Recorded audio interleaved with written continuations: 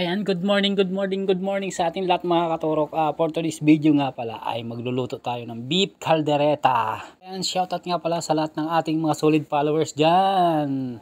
Magandang umaga sa inyong lahat mga katurok. Mga naman pala ng baha dyan, nakikidalamhati po ako sa inyong lahat. Laban lang po, yan talaga yung buhay. Mga katurok, tara! Magluluto na tayo ng beef caldereta. Tara! Magprito tayo dyan ng carrots at patatas para pag linagay nyo yan sa caldereta, medyo crispy din siya. Prituin nyo muna. So ayan, sa mga nagtatanong kung saan yung ating pwesto, nandito po tayo sa bayan ng Marikina. Dito pala tayo sa Dao, number 18, Marikina. Kung pumunta, pwede po kayong pumunta dito kay Katurok TV. Igisa na natin dyan yung ating beef caldereta. Caldereta na pag natikman mo, babalik-balikan mo. Hindi katulad ng jowa mo. Iwanan ka na, hindi ka na binalikan. Charot! So ayan, templahan nyo ng toyo. Para yung jowa nyong may toyo lang. Sarap nito at mainit-init pa. Caldereta, mainit pa. Yung relasyon nyo, malamig na. At mekos nyo lang yan. Tapos takpan nyo.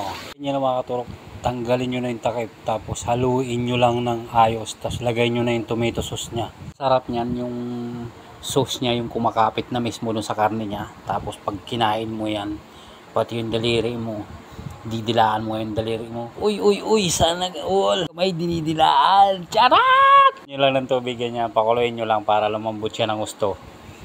Hindi matigas, mga 30 minutes or 20 minutes, malambot na yan. So yan, patuyuin nyo lang ng ayos. Tapos pwede nyo na iserving yan. Tapos lagyan nyo ng rino, mga pampalasa nyo, pickles, cheese, yan.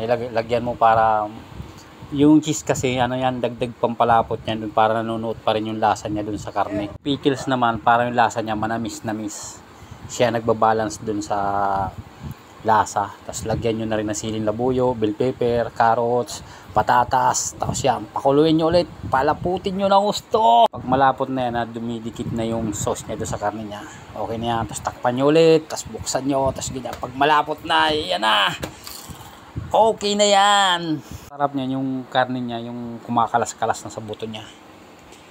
Yan ang the best niyan dyan. Tapos malapot-lapot yung sabaw. Yan, tapos lagyan yung kunting asukal para mag-balance yung lasa. Magsayang ka mga 2 kilo. Ikaw lang kakain ngayon.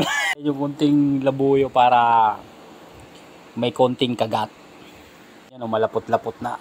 Siram na sana. Sabi sa Bicol, masiramon. Makalimutan pala. Shoutout nga pala sa mga followers natin dyan na nasa